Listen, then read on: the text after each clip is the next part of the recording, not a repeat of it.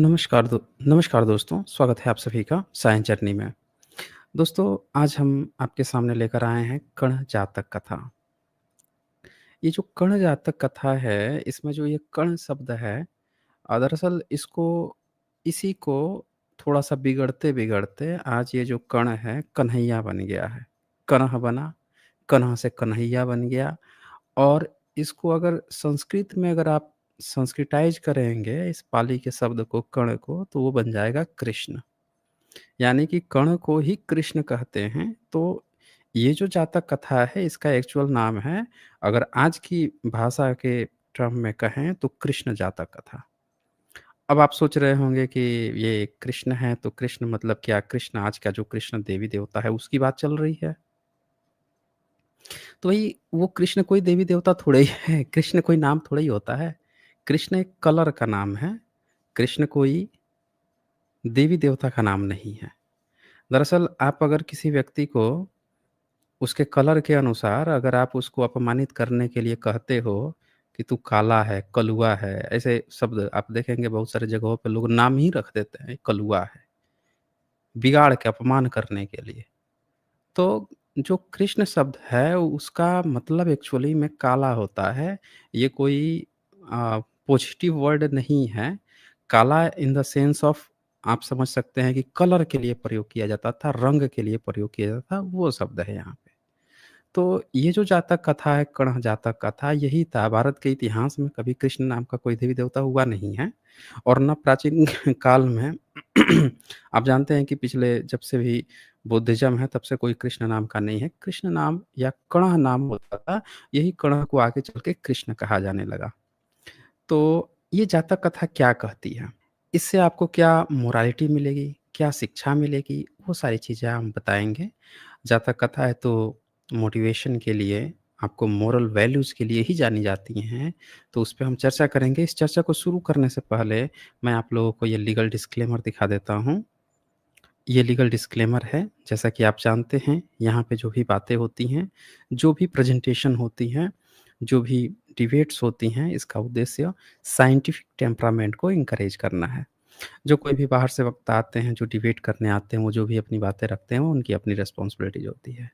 तो आप जानते ही हैं आज की डेट में हम लोग छोटा-सा ही प्रोग्राम करते हैं, तो ये जातक कथाओं की हमारी सीरीज़ चल रही है, एवरी सैटरडे को चलती है। आज की डेट में हमने इसको मंडे को कर रहे हैं और फिर आ आगे रेगुलरली होते रहेगा। तो चलें इसको शुरू करते हैं, क्या कहता है ये जातक कथा? तो जैसा कि मैंने आप लोगों को बता ही दिया कि ये जो जातक कथा है, इस जातक कथा में जो कणह है, कणह का मतलब क्या होता है? अब क्यों ये शब्द प्रयोग किया गया है?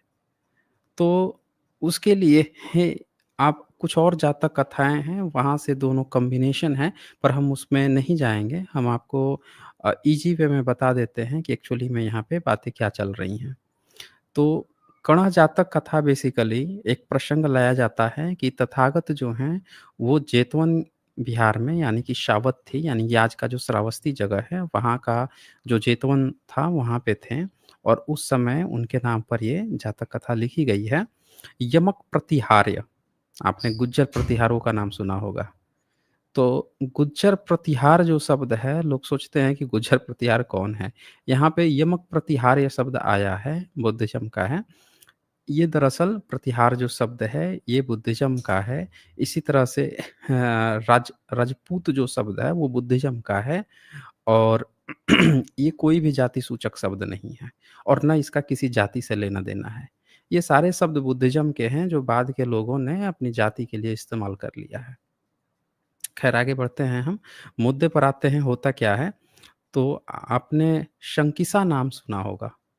शंकिसा में एक बात आती है कि तथागत लंबे समय तक वो ध्यान अवस्था में थे और फिर वहाँ से जब वो आते हैं, तो उनका उसी तरह से स्वागत किया जाता है, जैसे वो स्वर्ग से आ रहे हैं, यानी कि एक किसी अच्छी जगह से आ रहे हैं।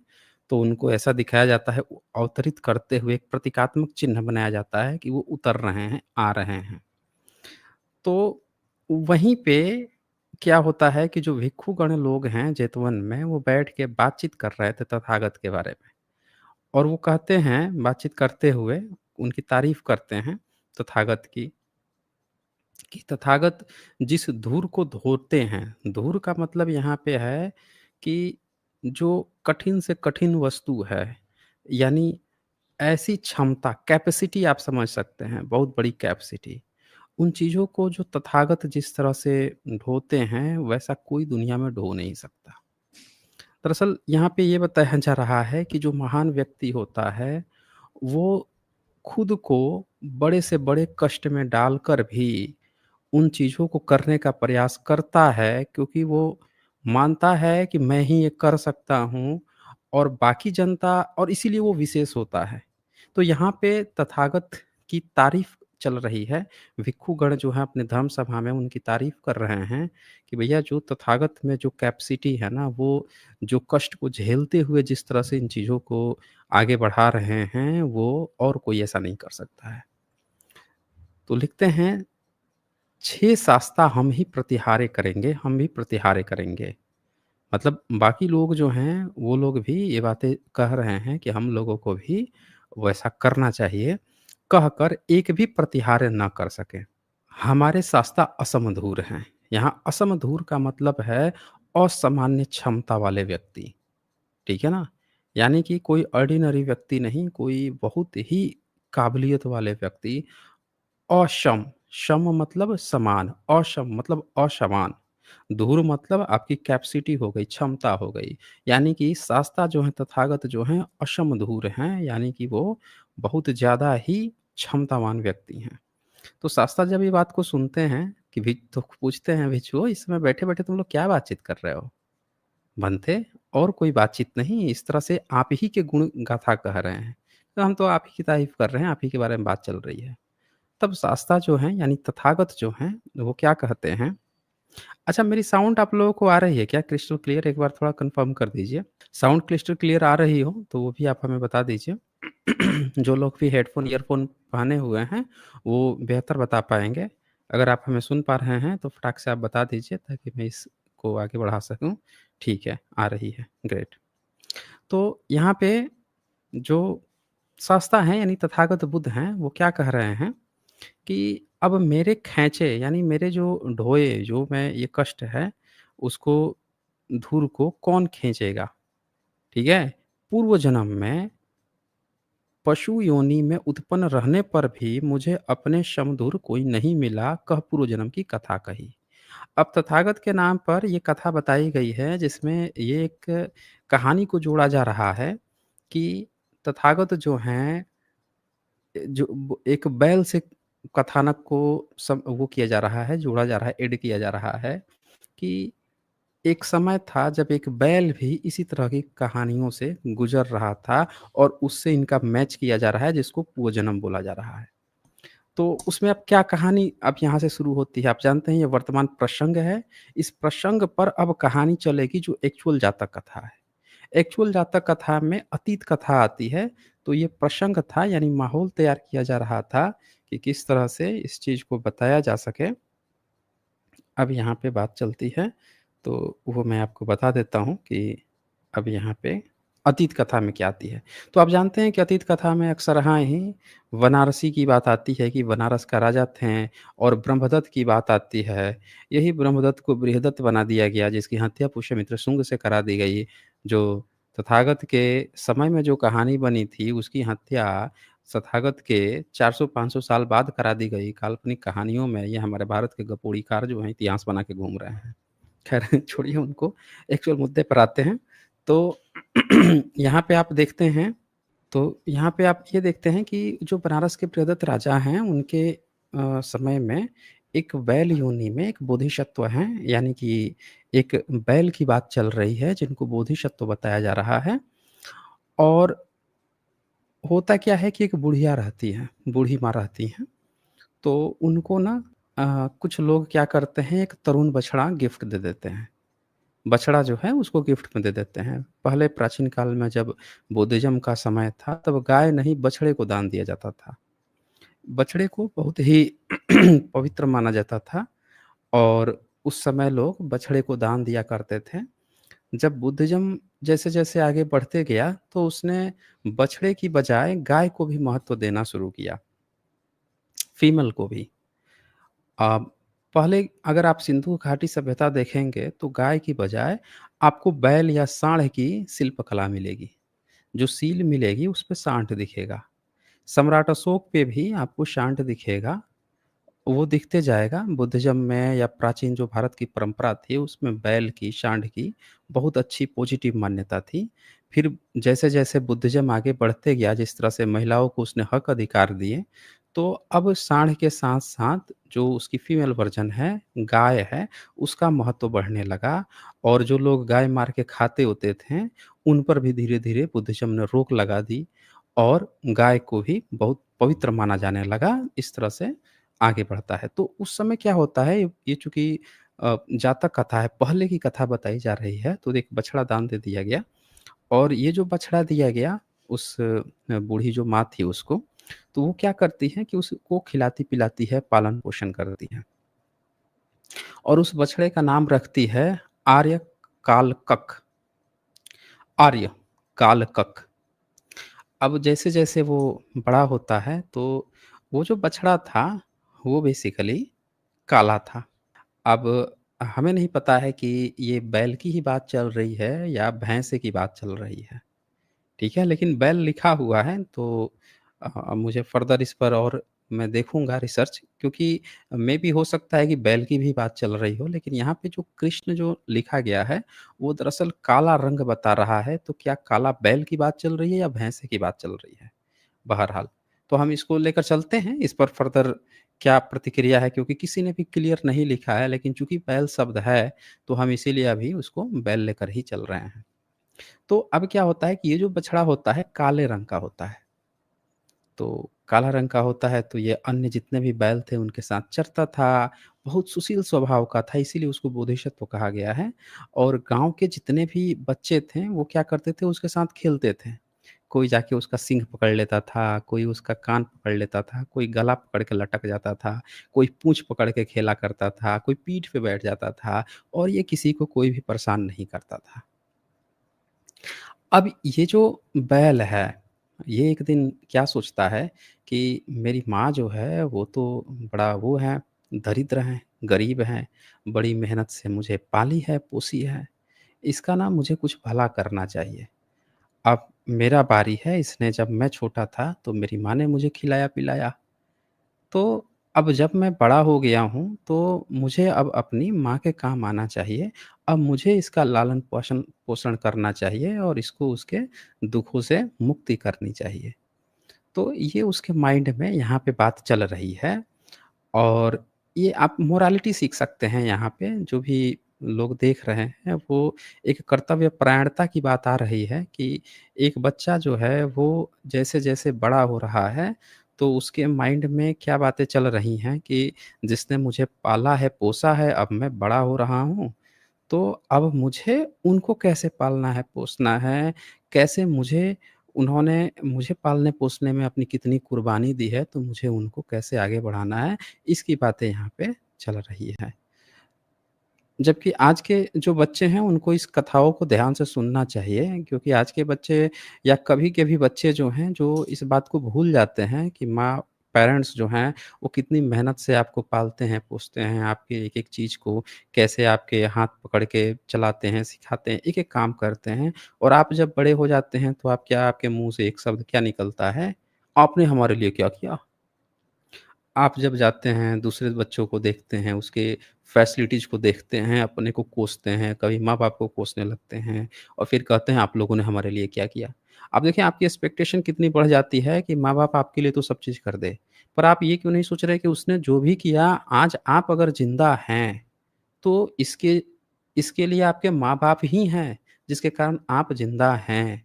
तो ज़िंदा हैं, आपके पास 2 हाथ हैं, 2 पैर हैं, अब आपकी बारी है कि जो आपके माँ-बाप नहीं कर सके, वो आप करके और अपने माँ-बाप को वो सुविधा दे सकें। ये आपकी ज़िम्मेवारी है।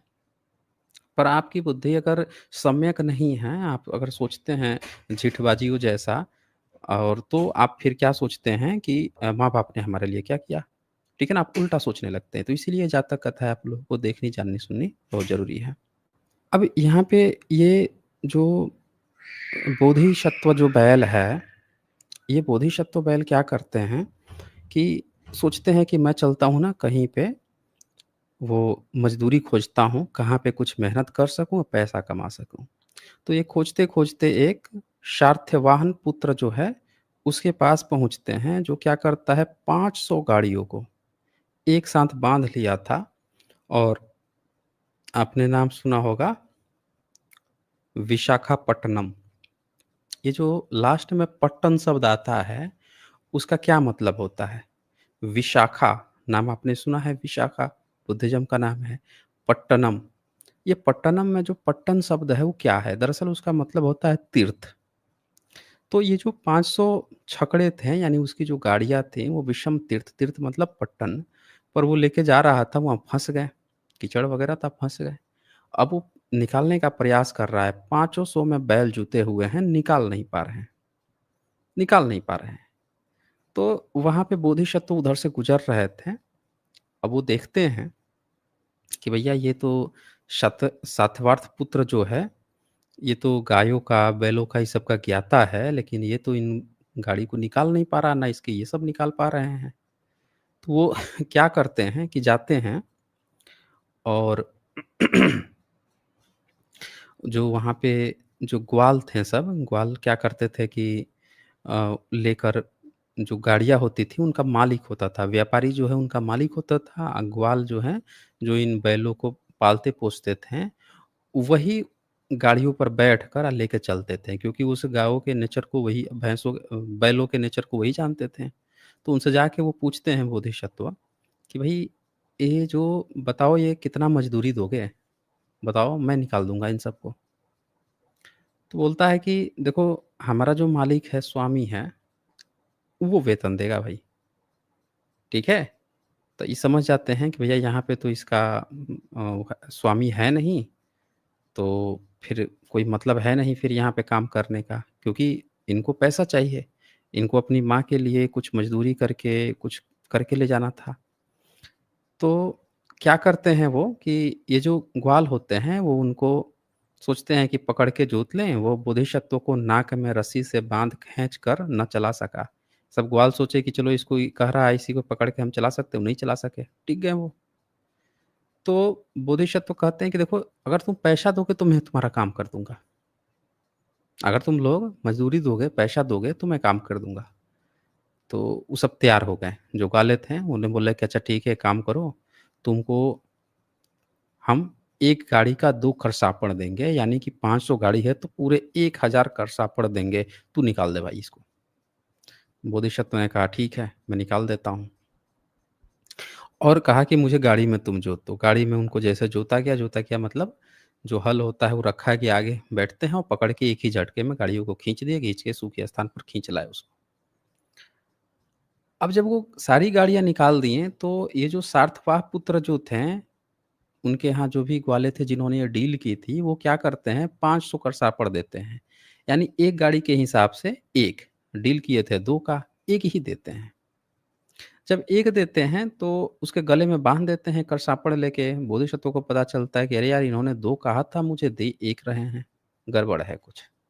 तो वो अब टिक जाते हैं कि नहीं भैया अब मैं तुम्हें जाने नहीं दूँगा। तुमने हमें जो डील हुई थी, उस डील को तुम लोग तोड़ रहे हो। मैंने तुम्हारा काम भी कर दिया है, फिर भी तुम तोड़ रहे हो। ये तमाम बहुजन समाज के लिए भी ये मोटिवेशन है। आप सबको ये समझना चाहिए इस बात को कि आपको किसी की बेगारी नहीं करनी है। बुद्धिज़्म में बहुत पहले ही जातक कथाओं के माध्यम से बता दिया गया है कि आपको फ्री में किसी का काम नहीं करना है। आपको हमेशा ही एक-दूसरे का सहारा बनना है। जब आप किसी के लिए फ्री में काम करते हो, बदले में वो आपके लिए कुछ नहीं कर रहा है या आप किसी तरह से नहीं हो, तो वो बेगारी हो जाती है और जब बेगारियाँ होती हैं, तो ये रिश्ता मालिक और दास का हो जाता है। आपको हमेशा ही एक-दूसरे के काम आना ही पड़ेगा। तो ये यहाँ पे अब शोषण वाली बात आ गई। शोषण के खिलाफ विद्रोह। तो पहले तो उन्होंने ज़बरदस्ती कराना चाहा बोधिसत्व से, वो नहीं किए।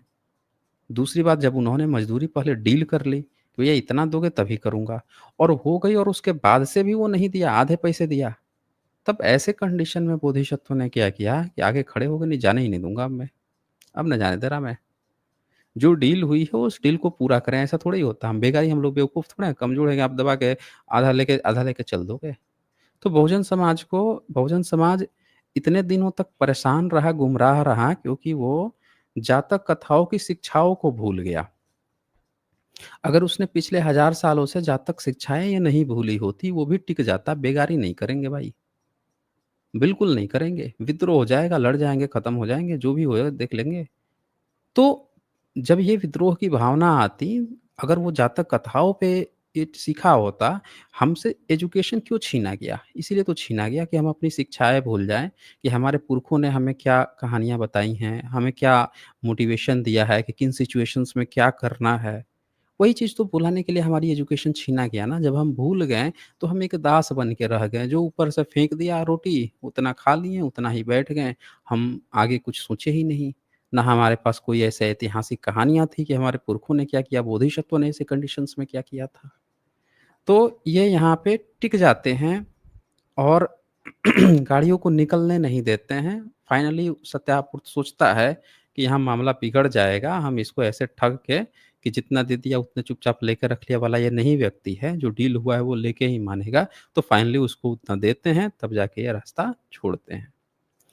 अब जब ये बातें जब हो जाती हैं, तो वो गले में उनके पूरे 1000 जो करशापण है बाँध देता है, वो लेके बोधिसत्व जाते हैं, अपनी माँ के पास जाते हैं और जब अपने माँ के पास जाते हैं, तो उनकी माँ जो है वो पूछती हैं, देखती हैं तो पूछती हैं कि तेरे गले में गा उससे पहले गाँव के जो बच्चे-वच्चे हैं वो पूछते तेरे गले में क्या बँधा है कालक? आर्य का कालक, उनका नाम आर्य का कालक रखा गया था। तो क्या है? तो फिर उनकी पीछा करके जाते, वो दूर से ही भगा देते, माता के पास किसी तरह पहुँच जाते हैं। तो 500 गाड़ियों को उतारने के कारण लाल हुई आँखों में थकावट देखती है उनकी माँ, तो समझ जाती है कि बहुत कुछ मेहनत करके आया है और उसने बड़े मेहनत से ये पैसे कमाए हैं। तो बोलती है कि तुझे ये पैसे कहाँ से मिले हैं? बता। हुँ? मैं क्या भूखे मर जाती जो तू इतनी मेहनत करने मज़दूरी करने के लिए चला गया? इतना क्या कष्ट उठाने की ज़रूरत थी? तो कहती हैं, माँ रहती हैं, फिर उसको गर्म पानी जल से नहलाती है, शरीर पे तेल-वेल लगाती है, उसको पानी पिलाती है, भोजन खिलाती है और अपनी आयु पूर्ण होने पर वो चली जाती हैं, वो भी चला जाता है। अब यहाँ पे जो मोरल ऑफ द स्टोरी है, वो ये बोलते हैं कि शास्ता ने भिक्षुओं को या भिक्षुओं को तथागत अब ही अशमधुर नहीं है, पहले भी अशमधुर ही रहे हैं। यह धर्म देशना कह मेल मिला, अभी शंभुद होने की ही अवस्था में यह गाथा गाथा कही। क्या कहते हैं? जहाँ-जहाँ धुर भारी होती है, धुर मतलब जो कार्य है, जो कार्य भारी होती है, जहाँ-जहाँ मार्ग कठिन होता है, वहाँ कृष्ण ही जोतते हैं। कृष्ण मतलब ये कृष्ण क्या है? यानी काले बैल ही जोतते हैं और वह धूर को ढो देता है और वो उस जो भी कठिन कार्य है, उसको ढो देता है, यानी उसको पार देता है। यानी यहाँ कृष्ण जो काला शब्द है, जो काले बैल, उसकी प्रशंसा की गई है। कि ये बहुत ज़्यादा मेहनती होते हैं। आम तौर पर वहाँ दिखाया गया कि बाकी जितने बैल थे, जो गोरे-गोरे बैल थे, कुछ नहीं कर पा रहे थे और वहाँ एक काला बैल जो है, जो बोधिसत्व हैं, उन्होंने अकेले ही उन सब के बराबर काम कर लिया और उसका बाकायदे पैसा लिया। तो वो चीज़ यहाँ पे तारीफ़ की गई है कि आप अगर अलग हैं, बाकियों से अलग हैं, तो आप में अद्भुत क्षमताएँ हैं। अब ये इन कहानियों को मेल मिलाकर लास्ट में आप देखेंगे तो वो तथागत फिर वही जोड़ दी जाती है। इस प्रकार भगवान ने भिक्षु कृष्ण बैल ही उस धुर को खींचता है, दिखाकर मेल मिलाकर जातक का सारांश निकाल दिखाया कि उस समय की वृथा अब की उत्पल वर्णा थी, आर्य कालक तो मैं ही था। ये जोड़ दिया जाता है। ये पूरी जो आपने जो अभी जातक कथा सुनी है, इसका अगर आपको पूछा जाए कि एक्चुअल में ये मोरल ऑफ द स्टोरी इसकी क्या है? क्या ये कहना क्या चाह रहा है पूरी स्टोरी में? वो आप लिखिएगा, कुछ थोड़ा-सा मैं भी आपको बता देता हूँ। इसमें दरअसल ये बताया जा रहा है कि ये जो बोधिसत्व हैं, उनके रूप में, बैल के रूप में, ये दिखाया जा रहा है कर्तव्य परायणता और कृतज्ञता। मतलब वो बचपन में बोधिसत्व क्या देख रहे हैं कि उनकी माता जो है एक निर्धन है, बुढ़िया है, फिर भी उनको बच्चे की तरह बहुत कष्ट में उनको पालती-पोसती है। तो उनके अंदर ये कर्तव्य आता है कि मैं जब बड़ा होऊँ, तो अपनी माता की गरीबी दूर करूँ। ठीक है ना? हर बच्चे को ये बात सीखनी चाहिए कि आप जिस भी परिस्थिति में हैं, इसके दोषी आपके माता-पिता नहीं हैं, बल्कि इसके दोषी आप हो जाएँगे अगर आप उस सिचुएशन से बाहर नहीं निकाल पाते हैं, खुद को और अपने माँ-बाप को। ज़रा सोचिए, जो कोई भी बच्चा अगर अपने माँ-बाप को दोष देता है कि आप लोग कुछ नहीं किए हैं, तो सोचिए कि वो बच्चे को ये सोचना चाहिए कि आप क्या कर रहे हो बच्चे? हुँ? आप क्या कर रहे हो? आप करो और उस सिचुएशन से बाहर निकालो। आपको वहाँ तक ज़िंदा उन्होंने रख दिया है, वो एक बहुत बड़ी अचीवमेंट है। जाके उनसे पूछिए, जब कोरोना काल में बड़े-बड़े लोग जिनके पास हर एक ऐसो आराम था और वो ज़िंदा नहीं बच पा रहे थे। पैसे की कमी नहीं थी उन पे, पैसे अथाह भरे पड़े हैं। दुनिया के कोने-कोने में इलाज के लिए जा सकते थे, लेकिन वो तब भी नहीं बच पाए। तो इसीलिए आप अगर ज़िंदा हैं, तो ये बहुत बड़ी अचीवमेंट है। ये मत सोचिए कि अब माँ-बाप ने किया। आप ये सोचिए कि मैं कैसे इस सिचुएशन से बाहर निकलूँ और अपने माँ-बाप को बाहर निकाल ले जाऊँ। दूसरी जो इसमें बात दिखाई गई है इस कथा में, वो ये दिखाई जाती है असाधारण क्षमता, यानी जो अशम धूर की बात की गई है। इसमें असाधारण क्षमता क्या दिखाई जा रही है कि जो बोधिसत्व है उसमें असाधारण क्षमता है। जो काम और लोग नहीं कर पा रहे थे, वो बंदा वो काम कर सकता था, कर लेता है। यानी आपको अपने अंदर की क्षमता को पहचानना होगा। हर व्यक्ति के अंदर कुछ न कुछ यूनिक होता है। समझ रहे हैं ना? अगर कुछ भी यूनिक नहीं होता तो आप बे हर व्यक्ति एक ही जैसा होते हैं। अगर आप किसी भी व्यक्ति से थोड़ा भी अलग हैं, थोड़ा भी डिफरेंट सोचते हैं यानी आपके अंदर कुछ न कुछ यूनिक है। आपको पहचानना पड़ेगा अपनी असाधारण क्षमता को और उस पे आगे बढ़ना होगा। तीसरी जो बात यहाँ पे दिखाई गई है, वो दिखाई गई है कठिन कार्य का निर्वाह, ठीक है? यानी कि आप जिस भी परिस्थिति में थे, तो बैल भी एक निर्धन परिवार से है, बोधिसत्व गरीब परिवार से, लेकिन वो क्या करता है, वो मेहनत से नहीं भागता, वो पहले अपनी रिसर्च करता है, जो मार्केट रिसर्च होता है ना, कि हमें पहले जायज़ा लेना होता है मार्केट का कि क्या चीज़ें उपलब्ध नहीं है, वो चीज़ हमें अवेलेबल करानी है। तो यहाँ पे वो क्षमता दिखाई गई है कि बोधिसत्व अचानक से इतनी बड़ी मज़दूरी, इतना बड़ा अमाउंट कैसे कमा पाते हैं। तो वो क्या करते हैं, ऐसे नहीं कि सब लोग भीड़ में लाइन से जुटे हुए हैं, एक-एक करसापण के लिए दिन भर वो ढो रहे हैं, बोझा ढो रहे हैं, भैया लो चलो हम भी ढो रहे हैं भैया, वो काम नहीं। वो मार्केट रिसर्च में ये देखते हैं कि यहाँ पे मेरी संभावना है, ये लोग फँसे हुए हैं और मैं अगर इनकी हेल्प कर दूँ, तो यहाँ पे मुझे मुँह-माँगा दाम मिल सकता है।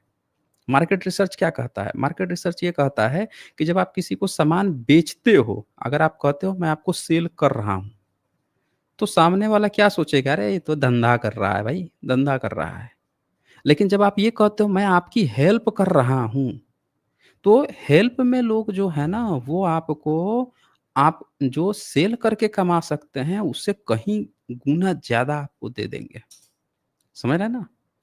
जैसे जो बड़े-बड़े रेस्टोरेंट होते हैं, बड़े-बड़े 5 स्टार, 4 स्टार इस तरह के जो होटल्स होते हैं, उनमें क्या होता है सर्विसिंग, सर्विस कितनी बेहतर सर्विस थी। और जब सर्विस बेहतर देता है, तो लोग क्या करते हैं उसको टिप देते हैं। यानी वो सैलरी से कमा रहा है लेकिन उससे ज़्यादा देते हैं, यानी बेहतर सर्विस देना।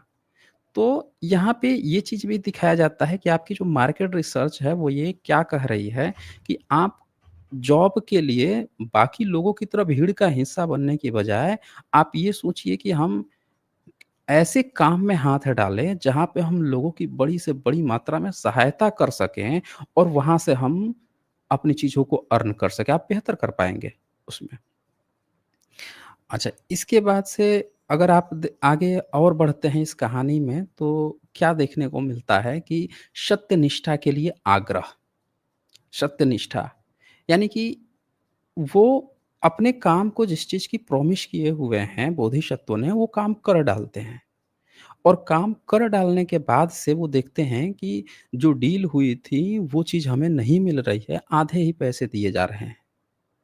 ठीक है ना? जब फँसा हुआ है, तब वो तैयार हो जा रहा है, भैया इतना दे दूँगा। उसकी हालत क्या है कि भैया ये तो हो ही नहीं रहा है, पता नहीं होगा ही नहीं, मेरा तो बहुत ज़्यादा लॉस हो रहा है। लेकिन जैसे वो तुरंत कर डालते हैं, हो जाता है, तो उसको क्या लगता है कि अरे! ये कर दिया तो कोई भी कर सकता था, लगता है मैं कुछ ज़्यादा नहीं इसको पैसे दे रहा। उसका मन बदलने लगता है। आसानी से कोई काम हो जाए, किसी का काम आप बहुत आसानी से कर दीजिए, तो वो क्या समझता है कि अरे! बहुत आसान था।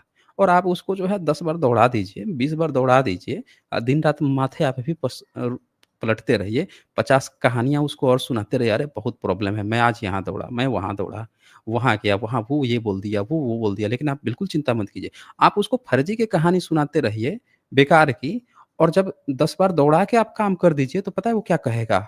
वो आपके ना दिन भर 10 बार पैर ना पड़ ले, कहेगा अरे बड़ा बहुत मेहनत से बहुत अच्छे आदमी हैं, बहुत अच्छे आदमी हैं, बहुत मेहनत किए हमारे काम के पीछे, फाइनली काम करवा के ही छोड़े। एकदम एक पैर पे खड़े थे।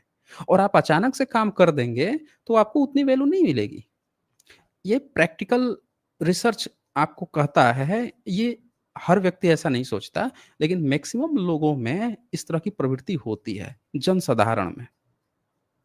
तो इनके बोधिसत्व के साथ भी ऐसा होता है, लेकिन वो सत्यनिष्ठा के लिए आग्रह करते हैं, रुक जाते हैं कि भैया आप मुझे वाजिब दाम देंगे ही देंगे, ऐसे नहीं जाने दूँगा, और वो वाजिब दाम लेते ही लेते हैं। और फाइनली लास्ट में वो जब पैसे कमा लेते हैं, तो उनमें अहंकार की भावना नहीं आती, जो उनका मूल एम था। कभी-कभी क्या होता है इंसान के पास कि जिस अवस्था में होता है, जिस गरीबी की अवस्था में होता है और जैसे उसे बाहर निकलता है, तो उस पे अहंकार चढ़ जाता है। अब वो दिखावे में आ जाता है कि मुझे दिखावा करना है, अगल-बगल के लोगों से। कभी किसी ने उसको कह दिया है कि तू गरीब है, दरिद्र, अब मुझे उसको दिखावा करना है। बोधिसत्व इन चक्करों में नहीं फँसते हैं, रास्ते में ग्रामीण गाँव के बच्चे पूछते भी हैं क्या है, वो कुछ नहीं करते हैं और सीधे अपनी माँ के पास जाते हैं, जो उनका प्रॉमिस है कि मैं माँ से कोई दिखावा नहीं। माँ गरीब है, निर्धन है, वो अपने एम पे टिके रहते हैं। तो वो चीज़ें भी यहाँ पे दिखाई जाती हैं। तो कुल मिला के ये जो जातक कथा है, मैंने आप लोग को इसका एक तरह से समराइज़ भी कर दिया। बाकी आपका इसका क्या निष्कर्ष है, क्या ये मोरल नैतिक उपदेश क्या दे रही है, मैं आप सबसे यही कहूँगा कि आप लोग कमेंट में उसको लिखिए, ताकि जिसका भी बेहतर होगा उसको मैं पिन अप कर दूँगा। चलिए, इसके साथ ही आज की ये जातक कथा खत्म होती है। और यहाँ पे मनोहर रायपुरे जी ने मेंबरशिप लिया है, बहुत-बहुत शुक्रिया आपका, मनोहर रायपुरे जी। तो दोस्तों आज के दिन कॉलर्स तो नहीं लेते हैं, जातक कथा ही रहती है, तो फिर हम लोग यहीं पे इसको एंड करते हैं, क्लोज़ करते हैं और आप लोग अपना ख़्याल रखिए, अपनों का ख़्याल रखिए, अंतिम तक बने रहने के लिए आप लोगों का बहुत-बहुत शुक्रिया। फिर कल मिलते हैं डिबेट में। धन्यवाद आप सभी का।